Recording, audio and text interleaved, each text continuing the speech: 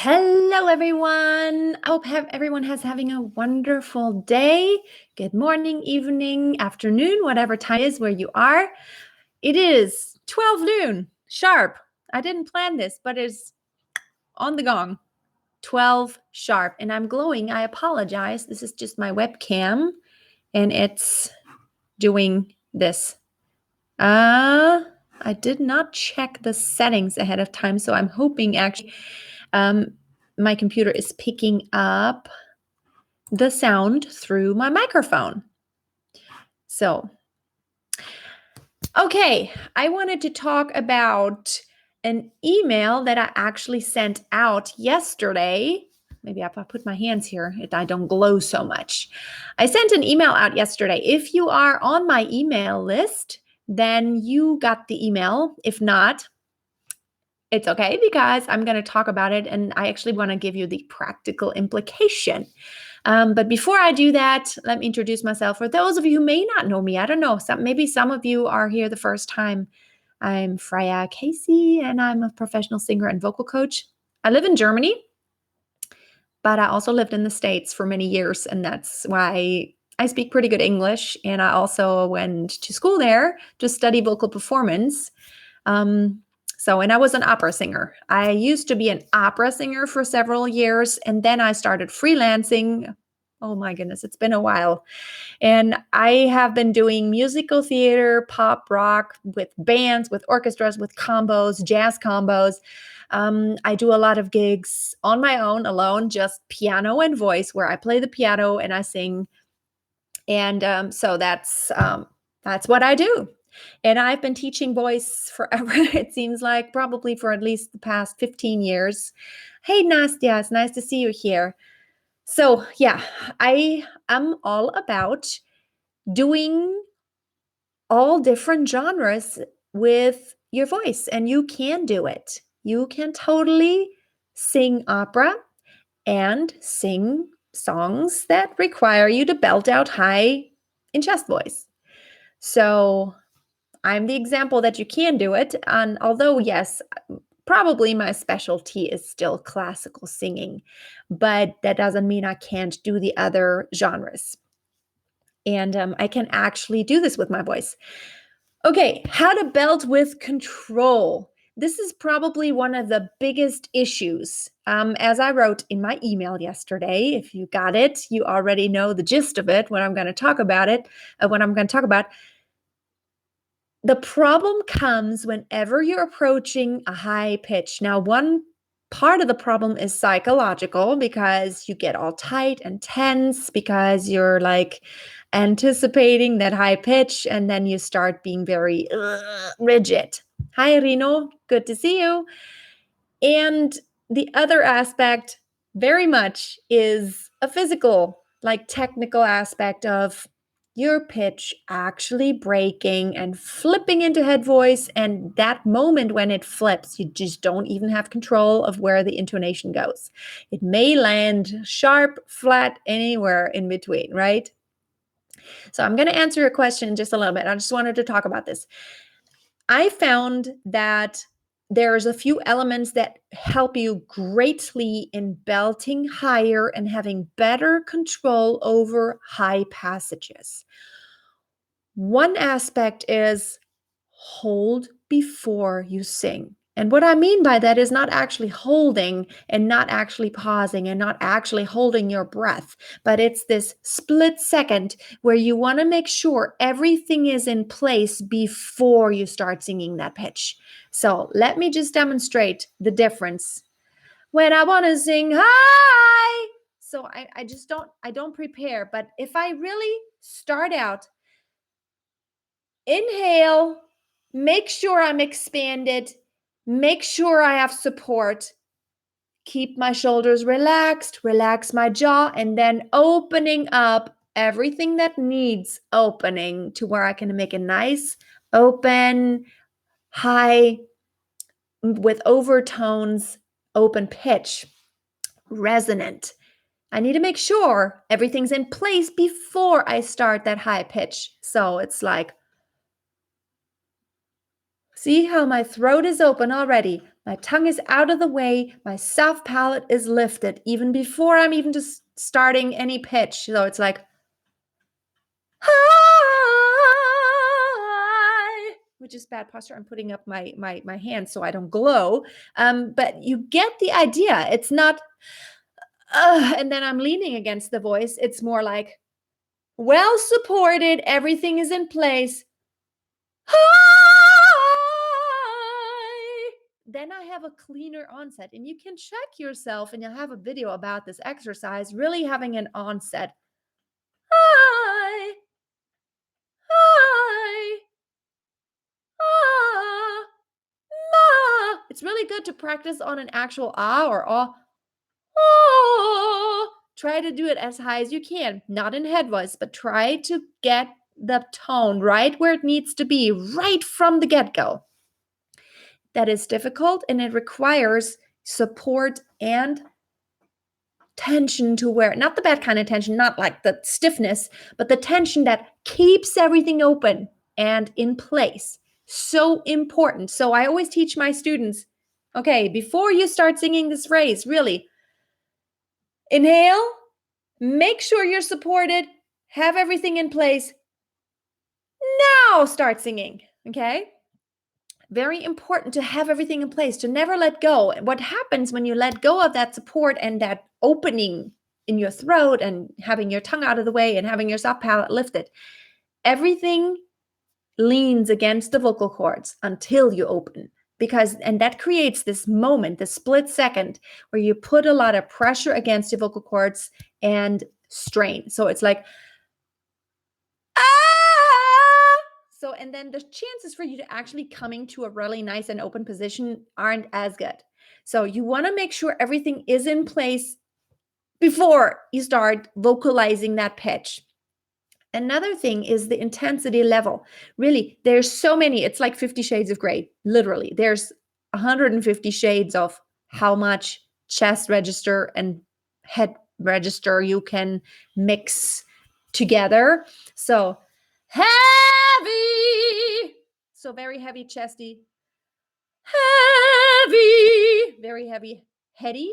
Now there's so much in between. I can do not so heavy. So I'm mixing a little bit more. Not so heavy.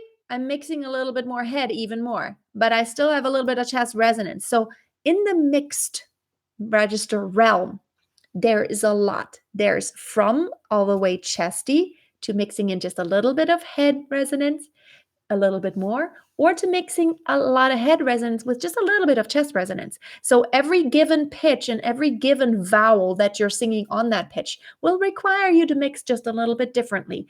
And how heavy you sing and how intense that pitch will sound really depends on, first of all, what sound you want to create, and second of all, what your natural limits are. So for me, if I sing a high E, I don't know where it's at right now, but if I'm singing high, that was higher than E now, but I need to mix a little bit more than on the C. Let's see, actually, as a matter of fact, let me pull up my piano app so I don't do anything wrong because I'm not sitting at my piano right now.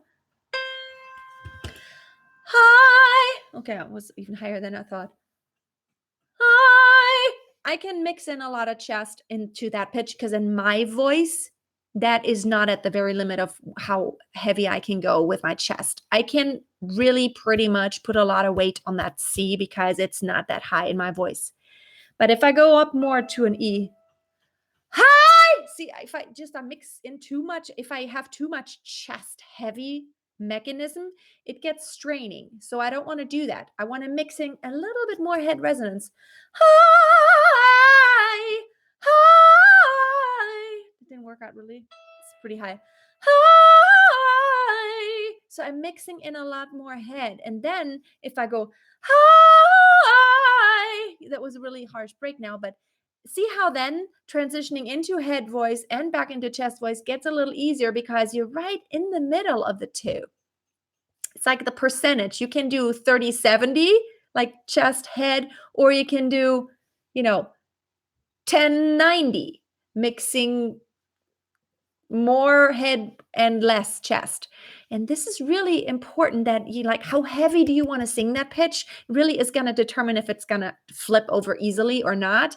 How much control do you have about over those arytenoids and cricothyroids to be coordinated in a way that, they don't flip voluntarily, but controlled what you want it to do to mix them. So that's just a really important concept because you will hurt your voice if you just go for mass and you just yell it out. It's not going to sound nice. And also, it's very dangerous because you never know where you're going to land. It may flip. And sometimes, even just having just a little bit too much pressure against the vocal cords may cause it to flip. So, my approach always to sing higher is actually to mix more. In my video that I uploaded recently, it's like even professional singers suck. Watch me practice. That was like last week. You can see how I'm experimenting with that. And I'm experimenting with singing that high G in a very, hold on. See, I can't even do it now. I don't care. Doesn't work. Too heavy. But if I mix it, I don't care. Can't do it right now. I'm totally not warmed up. But mixing it, I don't care what they're going to say. No, I'm in the wrong song even. It's like, this is high. This is high. This. See, I'm mixing more. It's not this. Too heavy. I'm not going to be able to get up there. I'm hurting myself. Too much pressure against the vocal cords. This is mixed. This is mixed. Yeah, yeah, yeah. I'm mixing more. Yeah, yeah. I'm mixing. I'm mixing a lot of head, but I'm not going all the way into head. Ah, that will be all the way head. Ah, it's more mixed. What is that? Show me your Jörg. Okay. Jörg wants me to show my uvula and my epiglottis. Anybody here wants to show your uvula and epiglottis? The epiglottis would be hard to show because it's below. So unless I make an incision in my throat, maybe you wouldn't want to see that. So anyway, I really hope everyone gets that. And when you experiment, anytime you have this tingly sensation or scratchiness, or you have to cough, you just really have to be careful because that means you put a lot of pressure against the vocal cords. There's too much mass pushing through. Because what you have to think is like, you have to think of your vocal cords really stretch out. They really get very tense and tight. They stretch out, they come close together. And in that scenario, when you push a wide airstream against them, it really pushes against the vocal cords instead of just pushing through. So that's what you want to avoid. And you can by making it less heavy on the top and mixing a little bit more. So you're actually giving a little. Okay. I wanted to answer a few questions, but before I do that, I wanted to tell you actually right after I get off this video, I'm actually going live on my other YouTube channel, which is going to be the first time I'm going live there. Find Your Voice is the YouTube channel, but the easiest way to find it, because it's really hard, it's a very new channel and it's hard to find it on YouTube right now. You can go to bit.ly/findyourvoicetv in one word, and then you can find it. And I've talked about it before. I would love for you to subscribe. It's not just about singing. I'm telling a lot of stories of how you can achieve your dreams and make everything that you wish for come true. And I tell a lot of stories how a lot of things came true for me, doing what I love most in my life, believing in what I have desire for. So get on there. Another aspect of that channel is helping you actually build a business on your passion and also how to present yourself in front of people. I've been on stage all my life, really, and I've learned a lot about how to be confident, how to deliver, and how to still be yourself and not be like, sometimes you deliver and you're in front of people and you rehearse something and it works out, but you have a feeling you're not quite connecting to your true inner self and you're not like, you kind of like play an act. So that's something I want to help you with. Okay, a few questions here. Michael, Eusebio. Deep throat breathing is essential practice for singers. I wouldn't call it deep throat breathing and just everything just disappeared. There are the comments back. They just disappeared. What is going on with those comments? Oh, it's disappeared. Deep throat breathing. I wouldn't call it deep throat, deep body breathing. I want you to think of breathing not in your throat. Open your throat when you breathe. And then breathe deep down, like all the way into your back. It's really important. I don't know what's going on here with those comments. They just keep disappearing. It's really weird. And I think breathing is really important. If you haven't taken my course, 7 Days to Perfect Support, it's a free video course. You can go to my website, masteryourvoice.tv. You can find it there. I think it's very helpful for breathing, posture, and support. All of those very basic things that are really important for singing. Mariah is a legend. Thank you. You've been commenting on my videos. I've seen that. Thank you so much. You're such a skinny legend. I love your channel so much. Oh, I'm not. Thank you. You're flattering. Hi, Mariah fan. Yes. Proper deep throat. I'm not showing you deep throat. I'm showing you deep breathing. I don't know. So, yeah. Any other question? This is such a coincidence. I'm a 15-year-old and I am planning to fully enveloping myself into my dreams of being a singer. So this new channel is going to be amazing. Yeah, check it out. I just see so many of my friends who do every day. They do a job that they just don't even want to do, or that they're not really on fire for it.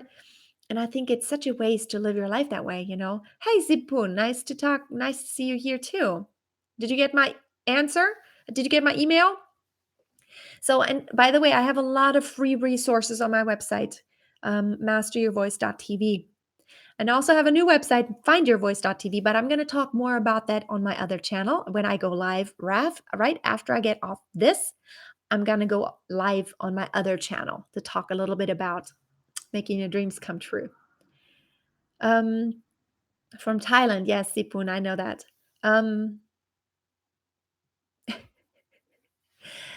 Okay, so thank you. I'm not a legend. I just have been singing for such a long time and teaching. I think I almost learned more singing by teaching than by doing it because it's just so interesting how every single person is different and how every individual singer has just a totally different approach and like even the psychology of it. You know, I always see that the personality really plays so much into someone's voice, so much, and vice versa. Oh, thank you, Reno, for yeah. It's my other channel is called Freya Casey, Find Your Voice. Um okay, Imam is asking, is different techniques will sound different when you're belting? Like a technique will make your sound kind of screamy and this B technique makes your sound classical. Well, like I said, for me, belting is defined the way belting is understood nowadays. It is actually singing high, not in full head voice. So to not sound classical, that's belting. So, but you can still mix in head resonance and not be in full-fledged head register. So head register would be, "Ah," and belting would be more like, yeah. See how it just has a different quality of sound because I'm engaging a different register and I'm creating a different sound.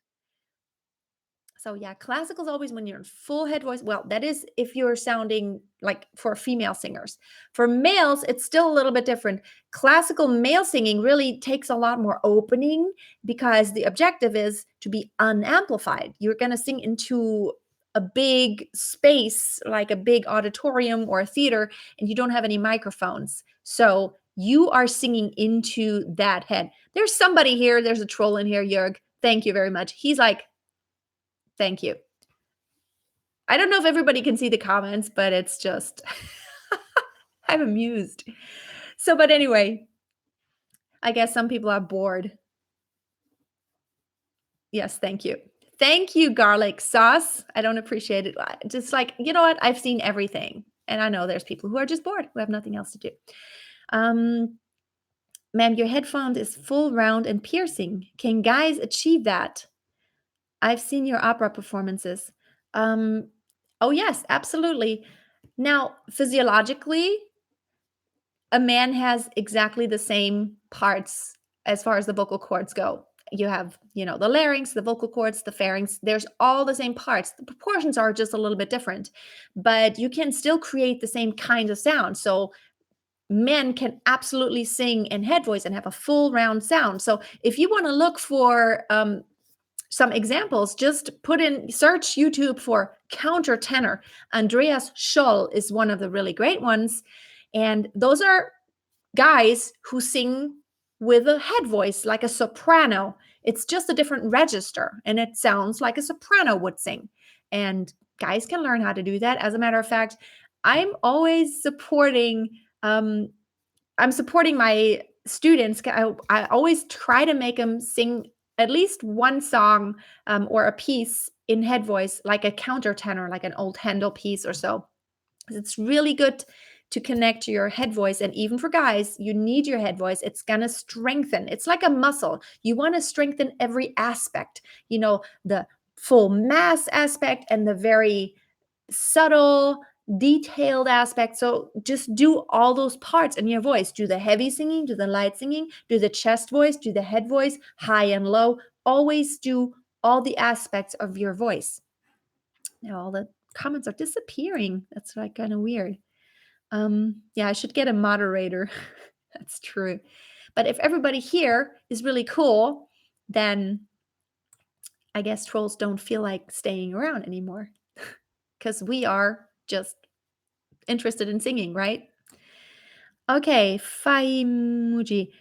I have a question. What are your thoughts on formants? Do you think singers need to learn about formants or is it not that important? I think it's really important that you understand about resonance, and formants are part of resonance. I think it's great. There are some great videos. I can't remember the channels right now, but in my master class, some members shared some channels that explained this very good. There are some people here on YouTube who explain this very nicely. So formants are important. It's really the overtones that resonate along with any pitch that you sing, and it has a lot to do with how you shape the vowels and how you shape the pitches and where they resonate. There's the raw pitch that is produced by just the vocal cords, and then there's a lot that's added to that, and that's the formants, all that resonance, the overtones. So I've got to keep my hands here so I don't glow, like otherwise I'm all white on my face. This is weird today because the comments keep disappearing and coming back on me, and it's like really weird. Which singer do you consider closest to a flawless vocalist in mainstream music? Ooh, that is a good question. Let me think. Well, this is an old time singer, and like maybe that's not contemporary, but it is, I guess. I think Barbara Streisand has pretty flawless technique. Who else? Who else? Who else? Actually, Josh Groban, I think, has a really good technique for a tenor, um, for mainstream. I don't know. I have to think about that. Maybe I should make a video about, because I made a video about some singers who have bad technique, and I should probably make a video about some singers that you should listen to because they have really good technique. I don't know about flawless. Um, I don't know if anybody's really flawless because there's always, but Barbara Streisand is really impressive, I think. I always admired her because she can sing low, she can sing high, and she can belt, and it's always clean. It's always supported and clear and controlled. It's amazing. Laura Fabian is good too. Yeah, she has good technique too. Okay, thank you. So, like somebody did, Karen from Singwise Vocals did a couple of interviews with some vocal researchers, like Kenneth Bozeman. That's very fascinating. Okay, I'll check that out. Singwise Vocals. Okay, yeah, I watched her before, I think. I know there's a lot of videos out there, and I'm I don't want you to watch just my channel because I think there's a lot of coaches out there and a lot of people who know a lot about singing and music who have a lot to give. So I'm always learning too. Okay, I got to get off here now and then I'm going live on my other channel, Find Your Voice. Maybe I will see you there if you have time. Okay, thank you guys and girls for watching, for hanging out, and thank you for reporting the trolls and for getting an atmosphere of positivity and productivity in here. Have a wonderful day, and I'll always keep on singing. Bye now.